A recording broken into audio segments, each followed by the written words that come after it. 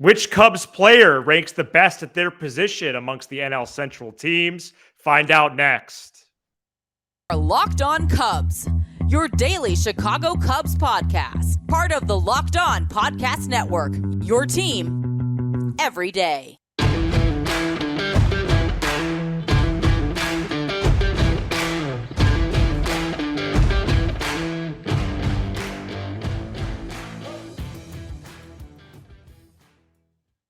Alongside Sam Olber, I'm Matt Cozy, and you're tuned in to Locked On Cubs, part of the Locked On Podcast Network, your team every day. Please support the show and be a part of the Locked On Cubs community by following and subscribing on all audio platforms. And you can watch, subscribe, and leave a comment on YouTube. Thanks so much for making us your first listen. Sam and I are lifelong fans, taking our passion into a discussion with you on all things Cubs. Whenever and wherever you may be listening, we're so thankful that you have joined us for this Wednesday episode, as we are 8 days away from opening day on March 30th. As we continue to build this runway to the first day of the 2023 MLB season, there's, of course, many topics we are covering. And one of those today is where Cubs players rank amongst the NL Central teams position by position. So, Sam, we're going to break down where all 5 teams stack up. I think there's a few spots that are locked in that we could pretty much move on from that in terms of Cubs connections. But I do think there's a few spots up in the air. So we're going to get into this. We're going to start with left field, because right now, according to Fangraphs and also my quick Google machine search before the show, the Pirates are going to use Brian Reynolds a lot in left field this year. So that eliminates the left field conversation. You have Yelich and Nootbaar out there anyways, along with Happ. So, actually, where do you think Happ ranks, Sam, amongst Yelich, Nootbaar, and Reynolds? Behind Reynolds. Okay, so 2. Yep. The other positions I just want to check off here. He's better than Yelich, who's a cheater, by the way. Okay. Arenado at third, Goldschmidt at first, and one of the Contrerases at catcher. Yeah. Okay. Yeah. So then we have center field, okay, Bellinger and Tyler O'Neill. And that you've eliminated. Those are the top 2, yeah. Tyler O'Neill plays center now? Yeah. Oh, I thought he was a left fielder. So we have that position we could discuss. Right field, Suzuki versus Dylan Carlson. Shortstop, Swanson, Adames, and Edman. And second base, Hoerner and Donovan. Okay. Yeah, I think there's a lot there. I think Hoerner and Donovan are very similar players. Yeah. I think Hoerner is going to be better defensively. So I think he will be the best second baseman in the division. Remember, Colton Wong is now out of the division. Right. He is one of the great defensive second basemen of the last, 5+ years. So I think Hoerner stars there. I'm a big Tommy Edman fan. I think he's tremendous. So I'm not going to just say, hey, the $177 million guy is better than Tommy Edman. But if the Cubs are going to flirt with winning this thing, then he's going to have to be. Adames is also good. That's a strong threesome there. Strong group, yeah. Yeah, I like all 3 of those guys. And you know what I really like about all 3 of those guys, Swanson, Adames, and Edman, is that in their own separate ways, they all have really winning qualities. Like Adames really influences winning for the Brewers. Remember when they made that trade early a couple years ago, and he came in and just completely changed their everything. And I think Swanson's like that, and Edman is just a winner. I think Edman and Hoerner were teammates, weren't they, in college? Is that right? At Stanford? I think maybe that sounds right. Yeah, maybe I'm wrong. Or there might be an Edman Magical connection. Yeah, I don't know. I'll hit the Google machine when you start speaking. But in right field, who'd you say? Suzuki's a better player than Dylan Carlson. There's no better option. Well, we haven't even mentioned it. How about O'Neill Cruz? Oh yeah, Neil Cruz in the shortstop mix. Yeah, I mean, O'Neal Cruz is a heck of a player, and I would I say, apologize. yeah, O'Neal Cruz, I would say, I mean, I still would put him behind Edman and Swanson Okay. for the course of 162, but his ceiling is 3 times as high as those Mhm. guys. The Pirates have a lot of guys that I think are pretty good. I do too. Like Nolan Arenado, you said obviously and correctly so, is a check mark at third base. But Key Brian Hayes eventually will win a Gold Glove at third base. He's tremendous. Impressive. So Reynolds, Cruz, Hayes. They got that Chicago kid that plays outfield that's pretty good. Sawinski, yep. Yeah, and then they got Contreras is a good pitcher. They picked up some. They're not bad. So Right. in terms of the Cubs, if there's no better right fielder than Dylan Carlson, then Suzuki is the best right fielder in the division. Well, Fangraphs right now for the team up north has former Marlin Brian Anderson starting. Yeah. Well, Fangraphs is weird, but Brian Anderson was a pickup for But them. it's the depth chart, the roster resources function. So it's usually accurate. No. There's no comparison between Suzuki and that guy.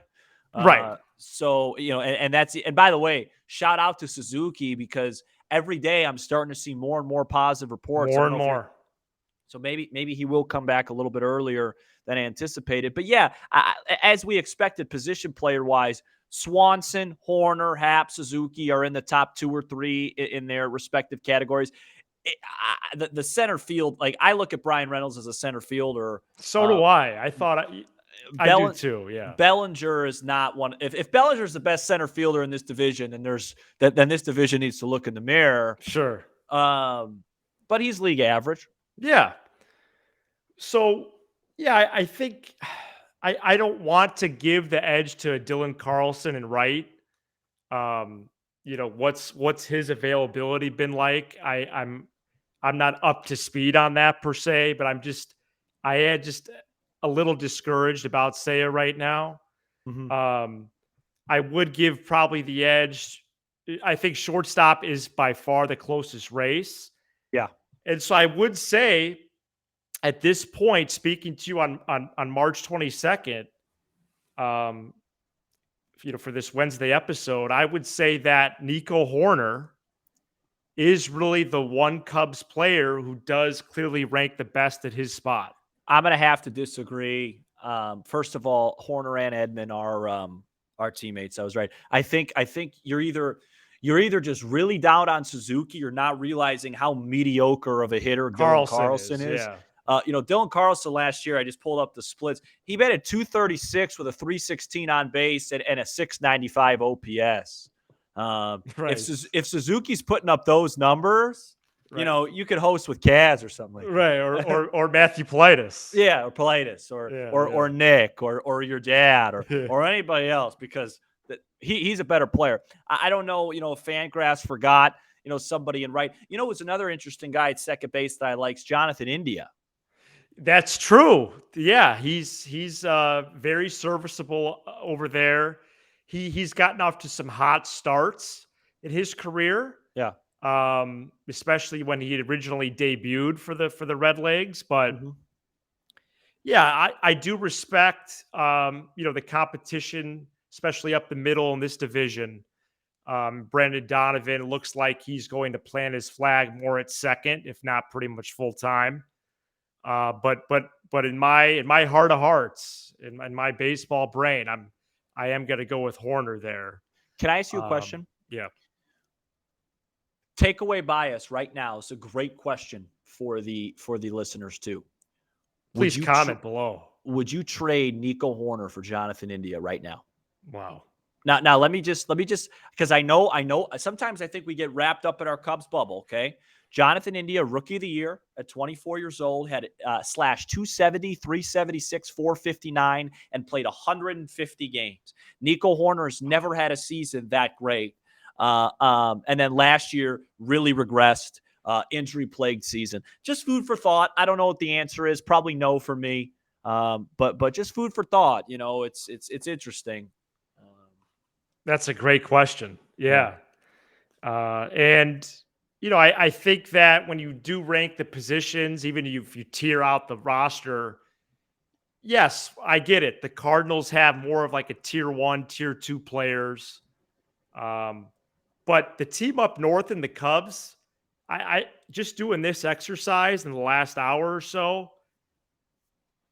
I don't I would give a lot of edges to the North Siders. Right. And to your point, if we're and I know we're not, so I'm not going to go But down that's this road. position players, Yeah. not pitching. No, but that's your point. So that's what I'm going to say. If you do pitchers, I don't think the Cardinals, unless you really want to say Wainwright's up there, which I don't think he is, they don't have a top 5 pitcher in this division. Wow.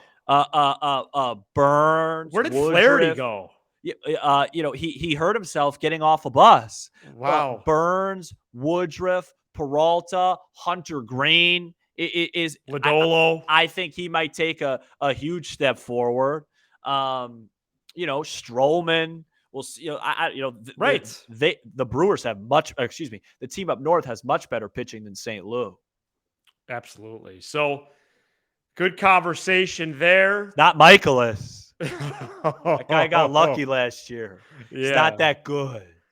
Coming up next, we're going to get into some possible rules changes, modifications, is what we're calling it, I suppose, and find out what that is coming up next.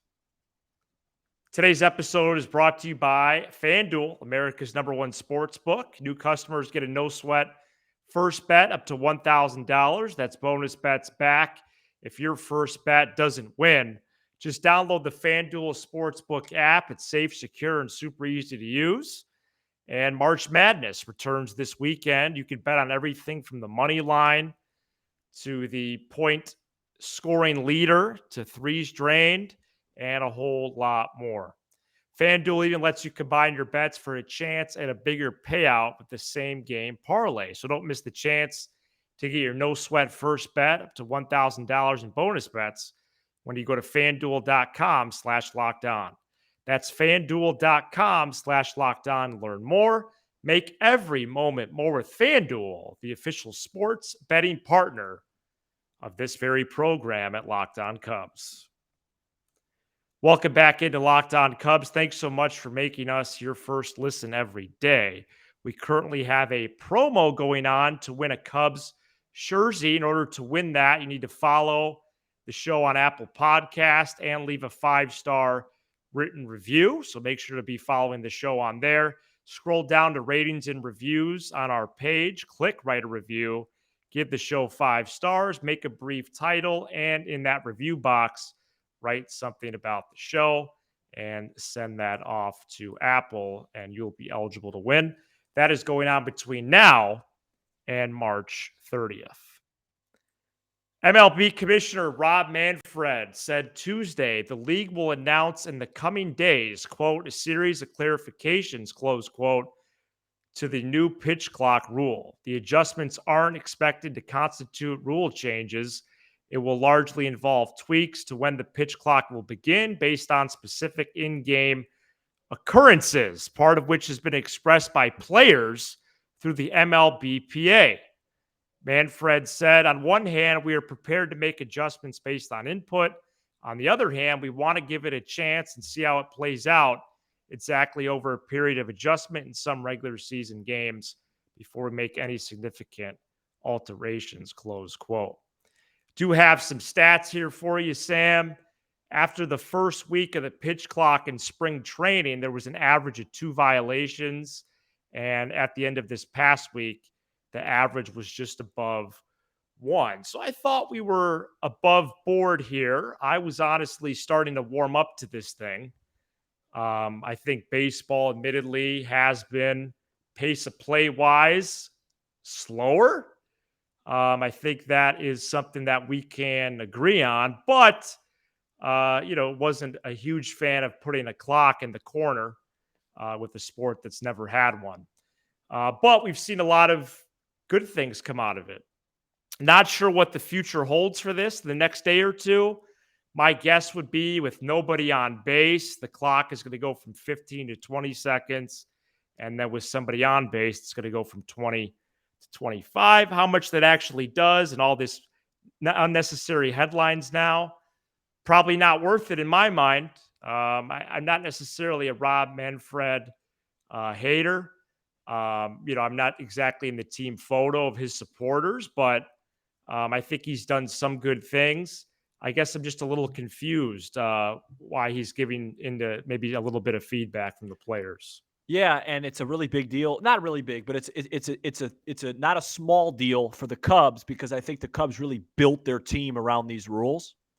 And so, I Right. think, and obviously it's a subtle change, like you mentioned, but I'd like to, I don't think it's fair. And I am speculating, though. I don't Yeah, know if they're just going to +5 it, but they might. I don't think it's fair, to do that right before the season starts after all the moves have been made, because who knows? Maybe that's why that was the primary reason the Cubs signed a Drew Smyly, signed a Tyone. I don't know. But I thought the Cubs, I said this on this show, had a really nice advantage with the pitch clock because they have so many starters that work super quick. So hopefully it doesn't change too much. I'm tired of talking about it, like not on the show. I just mean in general. We haven't done much of it. No. Yeah. I just mean in general. Like Right. I'm tired of hearing it. Like I just want to watch baseball. Every show, every broadcast does it. I was very turned off by that. No, and I would like to talk more about, fun stuff like Jamison Tyone right now is 8 strikeouts through 4 innings. Whoa. Yeah, so it's nice to see him missing some BATS. But changing the rules again. The last spring training game is Monday or Tuesday. This is kind of a joke. No, I don't know. It's probably a players thing. I think the Cubs were in a nice position with this pitch clock because guys like Stroman, we've talked about it, so I don't have to say it again. Yeah, they work quick. Yeah, so hopefully it stays like that because that's going to make other teams, especially the Brat stoppers up there, have to adjust things because Brandon Woodruff and Corbin Burns are slower workers. Mm-hmm. And so we'll see. I'm not going to read too much into it. I'm just ready for opening day. That's where I'm at with this, and I'll worry about it then. I just want to beat Milwaukee on opening day and go from there. Christopher Morel with a long home run in this ball game, and so that's nice to see. And your buddy Eric Hosmer with an RBI. Happ continues to get on base at a really rapid high rate. Coming up next, we do get into some real baseball that's been going on the international level for the last couple of weeks, and it ended on Tuesday with the final in the World Baseball Classic. We're going to reveal some overall thoughts about that coming up next. Today's episode is also brought to you by Ultimate Baseball GM. Ever dreamed of becoming an MLB GM and managing your professional baseball franchise? Well, your dream could come true with Ultimate Baseball GM. You're responsible for hiring the right coaches and staff, scouting and drafting players, and navigating your franchise through the ups and downs of free agency and the season as a whole. This is all in a challenging and realistic game world. Ultimate Baseball GM is completely free, playable offline, playable on the go, as you want and when you want to. Locked On Cubs listeners get a 100% free boost to their franchise when using the promo Locked On in the game store, so make sure to check it out. To download the game, just visit probaseballgm.com, scan the code, or look it up in the Apple and Google Play stores. probaseballgm.com to start your dynasty today with the Ultimate Baseball GM app. Welcome back to Locked On Cubs. We wrap up a Wednesday episode discussing some World Baseball Classic. Yeah, a lot going on right now. The Final Four was outstanding, and it culminated with a USA versus Japan final, which is what I think we wanted. I think it's the best thing for the game. And as we record, for the sake of transparency, this game is entering the 9th inning. And Shohei Ohtani is coming in. That's awesome. And guess who's due up third for the American? This is wild. So we're wow, that's awesome. Wait, you didn't answer my question. Trout, yes. Ohtani versus Trout. Darvish pitched relief in the 8th. Kyle Schwarber went yak sauce. And Kyle Schwarber's now Japan is still up 1. Kyle Schwarber's now hit a home run in every single important game Oh, it's ridiculous. that he's ever played in. The AL Division Series, the NL I Division know. Series, the AL Wild Card game, the NL Wild Card game, the World Series, and the WBC and the AL. I mean, it's unbelievable. What a clutch performer. It's crazy. It's crazy how good he is. But overall, real quick, Matt, before we wrap up, because I want to watch Shohei pitch here. Yeah. Let's do that. WBC, good or bad for the sport? I think it gave baseball a great jolt. It was wholeheartedly good. Agree. Jolt of enthusiasm for baseball, interest in the game. Agree. It's a great red carpet to the 2023 season. Phenomenal. It starts next week. You know what? And can MLB actually keep this momentum, for crying out loud? And I'm going to give the people what they want and not even respond to that. Okay. Because it's just perfectly said. And could please someone have some awareness and put the Angels on more nationally, especially early in the year? A red carpet to the MLB season. You're like Edgar Allan Poe. Okay. You know what I mean? Oh boy. Wasn't he like a writer or something? Yes. Okay. Thursday episode is going to be our last for this week before we kick it in high gear. Back to 5 episodes next week. So please stay tuned for our Thursday show. Be sure to hit that subscribe button for Locked On Cubs on YouTube. Smash the like button on all your favorite Locked On Cubs content, Apple, Spotify, Amazon Music, and wherever you get your pods on the audio side. And please drop us a text or leave us a voicemail at 312-834-4634. Thanks for making Locked On Cubs your first listen every day. Now make your second listen Locked On Fantasy Baseball. Win your league by listening to Matt and Dom on Locked On Fantasy Baseball as they bring you the best fantasy draft strategies. He's Sam Olber. I'm Matt Cozy. This is Locked On Cubs.